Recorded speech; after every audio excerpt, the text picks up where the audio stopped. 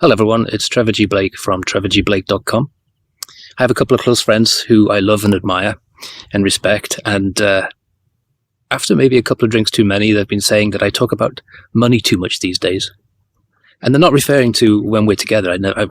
We never talk about money because there's so many more important things to talk about. But when I'm in teaching mode with things like YouTube videos and with my course transformation, it's very important that I talk about money because most people go into transformation fearing money and with a bad relationship with money. And for us to have success in our lives, we really have to change the way we think about and talk about and respect money. And we have to understand what it is. And so my response to my two friends is to do a YouTube video about nothing but money. And this should make for an interesting get-together with a bottle of wine later. I know why they say what they say. It's because they don't have a lot of money and they fear money because they've been brought up that way. Most of us have. If you've read 3 Simple Steps, you'll know my story, a little bit about my background story anyway, in that I grew up in what we would observe as poverty. Broken down farmhouse, a father who didn't work my whole teenage years, living on welfare, pretty much, and hand-me-downs and handouts from the butcher. If I had my time over again, I wouldn't swap a thing because it taught me so much. But I remember at the time, I had a bad relationship with money because of the circumstances I found myself in. I know I had thoughts of envy when I saw people driving around in cars, even battered up, beaten up old cars. You know, we didn't have one for a long time. I wonder what people had to do to get jobs where they could afford a brand new car. And I have to admit to feelings of probably jealousy and resentment. But I was also at a time where I was reading a lot of biographies, and I realized in these biographies that most of the people I was reading about were in worse circumstances than I thought we were in. And they'd found a way out. And one of the ways they found a way out was to concentrate on their own relationship with wealth and not bother about anybody else. In the course Transformation, and you can learn all about it at trevorgblake.com, and I'm not here to sell courses. All my proceeds go to cancer research and development. But show me a salesman who doesn't ask for the business, and I'll show you a failure because they clearly don't believe in their product. I believe wholeheartedly that transformation does what it says on the tin. It transforms. And one of the things we transform is our relationship to money. And once we do that, it's like the floodgates open and money flows in. It's easy to talk about money when you have some. Somebody sent me a YouTube video. It has 5 million views, my goodness. And it's a group of men who are very well-to-do. I don't think there's not a female in it. I don't know if anyone noticed that. But they're all men, and they're all in nice posh suits and jackets and ties and all the rest of it. And they're procrastinating and pontificating on what, how easy it is to get money. It's really easy to talk about money when you have some. And it's really hard when you don't have any. And I know what that feels like. When I was in my early 20s, I got married and I was convinced by my in-laws to get the biggest mortgage I could possibly afford because to their generation, house prices always go up. They always went up. And that was the way they thought you should be. Get the biggest mortgage, even though you can't afford it right now. Eventually you'll be able to. And you'll look back and realize how little you had to pay. But it didn't feel like that at all. It felt suffocating. It felt like I had an albatross around my neck. I couldn't make the monthly payments and I was ashamed and embarrassed. I didn't tell anybody, not even my wife. I remember going into my bank in the local town where we lived, and I went to the ATM and I was drawing out £20 because I thought that's what we needed for the weekend to get some food and all the rest of it. And the ATM refused to give me the money, and I was indignant because I was sure I had that money. And I went into the bank and was a bit feisty with the person behind the counter, and she kind of looked down her nose at me very condescendingly, and she said, "Well, you only have £10 in your account, Mr. Blake. How can you draw out 20?"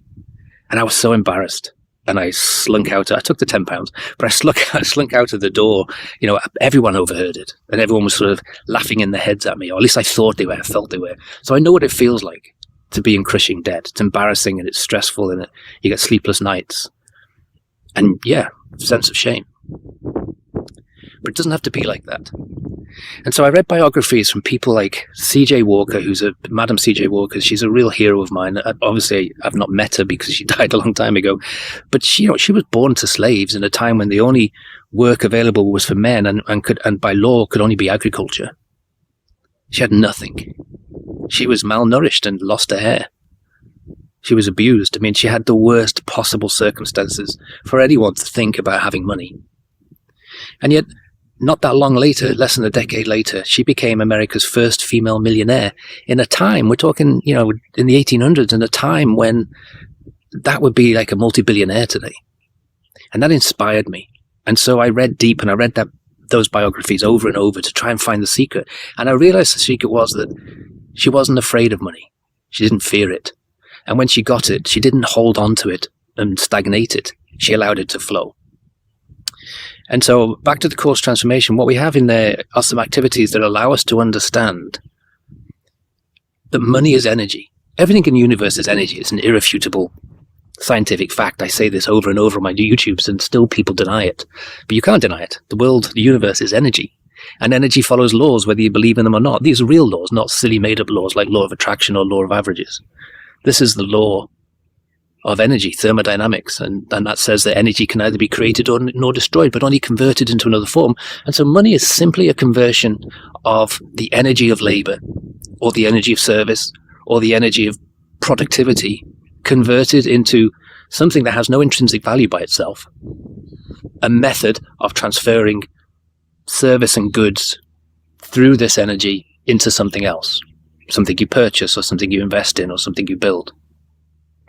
But most of us has this sort of, we start out with a relationship to money because we have this sort of albatross around our necks that we have to get to a station where we're financially independent. It's like we get somewhere and then we hoard it. And that never happens. And when we think that way, money just eludes us. See, the problem with energy is that our thoughts and our voices are also energy, and it goes out into the universe and it comes back converted into what we just thought about. So if I'm against money, I'm always going to be against money. So I'm going to be given more reasons to be against money, meaning I'm not going to have any. If I'm against debt, I'm always going to have more debt. And so we learn to reframe the way we think about things. And we learn what energy is, and we learn how energy flows. And then we step into the flow of that, whatever it may be. We step into the flow of that. And when we do that, we allow more to flow. We build a trust with it. We build a relationship. We build a love with it. And things change, and they change fast. So in transformation, one of my favorite things is to get emails from people who have fairly recently joined, who joined in debt up to their ears, who then send me an email saying, wow, for the first time, I'm debt free. And in some cases, it's been 70 years of debt. We have people of all ages, of all backgrounds, of all nationalities. Some people have never had money in their lives before. And when it suddenly starts flowing towards them because they're using the tools and techniques that we teach in transformation, or we learn together and express together in transformation, it can be suddenly you get money and you panic. And the tendency is to want to put it under the mattress in case it goes away. And you have to learn a new relationship that this is energy and energy must flow. So the more you allow money to flow, the more money flows through your life. And financial independence becomes not a place to get to, but a thing to manage. Energy to place in different directions. If we think of money as something to capture, to keep, then we stagnate it and it loses value quickly, and no more flows towards us. One of the things I like to study is the habits of the successful, and I continuously study that because I want to continuously improve my own situation in life and learn more information that I can pass on to others. It's noticeable to me that the majority of people who we would call quote unquote wealthy, what does that mean today? Well, today, to be a multimillionaire, you need at least, to hit that category, you need 30 million in cash. To most people, that's just unthinkable. It's very easy to get, actually. All you need to do is change the way you think and have some discipline to keep doing the tools and techniques. But it's really noticeable that all of the wealthy that I've studied, and all the studies of the wealthy, that they're very free in their lives. They haven't tied themselves down with a huge anchor like a massive mortgage. Many of them prefer to rent than to own. I've done both in my life for different reasons, but when I've owned, I've bought for cash. After that experience with my first mortgage, I've never had a mortgage. Well, that's not true. I had one mortgage when I first came to America, but I soon was out of it. I bought a house for $263,000 and sold it about 5 years later for $1 million. So it was a good deal. I did a good thing, but I knew that was going to happen. And then after that, I've always had the money to buy if I want to buy.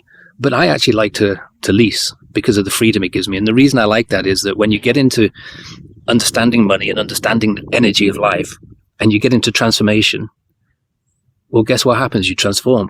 And when you transform, opportunities come your way that may require you to relocate overnight to another country or another state or another town. And a lot of people get uncomfortable with that because they become so comfortable in their mortgaged house.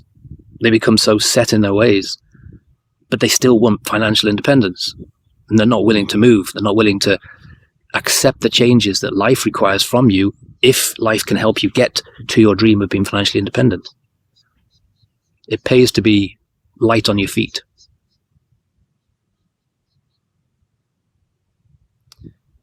And so that's really all I want to talk about in terms of money. It's nothing to fear. It's not crass. It's not the enemy. It's just a form of energy in the same way that we can make a decision to do certain things that will help us become fitter. And then when we see the results of that, we get really enthusiastic and motivational, and we do even more to get even fitter. We work on our nutrition and we work on bodybuilding or whatever it may be. Well, it's the same with money. You work on a few tools and techniques until it becomes a habit, and then you see miracles show up in your life. I get these emails daily from people saying, I can't believe where it came from. I was out of debt. My credit card bills are paid off. I have no debt in my life whatsoever. And it happened so quickly. It's amazing. And then they think, maybe it was just luck. And that's where I have to come in as coach and make sure that they stay disciplined, keep doing the tools and techniques. And then we get to the next stage, which is investing or building and enjoying what a lifestyle where you have a lot of money flow in your life.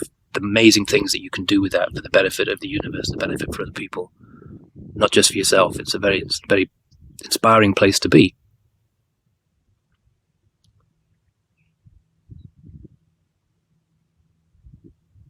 It's a place where I wish everybody could get to. I mean, there are obviously places in the world where it's not as easy, not as possible, but in the Western world, there's really no impediments. There's nothing stopping everybody being financially independent if they choose that. It's just something you choose. It means you have to change the way you think, you have to change the way you do certain things, you have to change your outlook on certain things, but that's not hard work. It just requires a bit of discipline, really. I remember a glorious moment about, decade or so ago. Remember I was talking about, the embarrassment of only being able to withdraw £10. And I remember that night going around to Lynn's parents for dinner. They were always inviting us around because we never had enough money to invite them around. And they were, comfortable middle class. And, I had a home in England, a holiday home in Spain, and it was a nice lifestyle for them. And of course, they talked about things like investments and stocks and holiday homes and things like that. And I remember just sitting quietly because I was too embarrassed to join the conversation because of what had happened that day. And then I found my way out, the tools and techniques that others who'd gone before me had used. I just used because I had common sense in those days. If it worked for other people, why wouldn't it work for me is all I thought about. I didn't come up with anything original or anything clever. And then fast forward to around about 2010, and I invested in something that I believed wholeheartedly in, but everyone was telling me was crazy. And so because I couldn't raise outside money, it became like a drain. It became like a whirlpool rather than a river in terms of money energy. And I got down to my last $2 million in my checking account. And I had the same sense of panic, the same sense of shame. I didn't even tell Lynn that we were getting that tight, $2 million, tight, right? That's how I was thinking. That's how quickly my mentality changed. But I held on because I believed in what I was investing in, and and I did the same tools and techniques as I did when I only had £10. And in no time at all, I'd found a buyer for this thing that I was investing in, a buyer in Taiwan. I suppose even today I'm not supposed to disclose how much it was, but it was, a multiple 9-figure number. And off we go again. And then the flow comes back in. It's just like a river that dries up in summer sometimes, and then you wait for the rains in the winter. That's all money is.